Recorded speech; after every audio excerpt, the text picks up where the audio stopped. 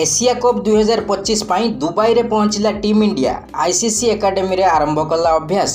Asia cup 2025 September 9 रु UA रे आरंभ हेबो। एथिरे भाग नेबा पई सेप्टेम्बर 4 रे दुबई पहुंची सारी टीम इंडिया। एथर एशिया कप T20 फॉर्मेट रे खेला जिवो। सेथिरे सूर्य कुमार यादव को अधिनायकत्व रे टीम इंडिया खेलिबो। 2026 रे हेबाकु थिबा T20 विश्वकप पई प्रस्तुति को दृष्टि रखी एई टूर्नामेंट टीम इंडिया पई बहुत गुरुत्वपूर्ण बोली कहा जाउछि। एशिया कप फोकस रे रहिबे अनेक युवा भारतीय खिलाड़ी माने। तेबे दुबई पहुंचीबा परे भारतीय दल मध्य एशिया कप पई अभ्यास आरंभ करि दैछंती। खिलाड़ी माने अभ्यास करुथिबार फोटो वीडियो सामना को आसीछि। भारतीय दलर समस्त 15 जन खिलाड़ी दुबई पहुंची 5 सेप्टेम्बर रे आईसीसी एकाडेमी रे अनुष्ठित दलर प्रथम प्रैक्टिस सेशन रे उपस्थित रहिथिले।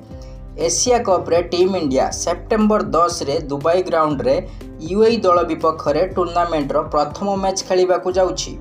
2025 एशिया कप रो मैच गुड़िक पूर्वरु भारतीय समय संध्या 7:30 रे आरंभ हेबार कार्यक्रम थिला, किंतु सेठारे गरम को दृष्टि रे रखी मैच गुड़िक राति 8टा रे आरंभ हेबो।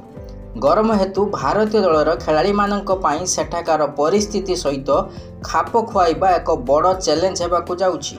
टीम इंडिया 10 सेप्टेम्बर रे यूएई विपक्ष रे खेलिबा परे एहार परवर्ती मैच 14 सेप्टेम्बर रे पाकिस्तान विपक्ष रे हेबो एवं शेष मैच 19 सेप्टेम्बर रे ओमान विपक्ष रे हेबो।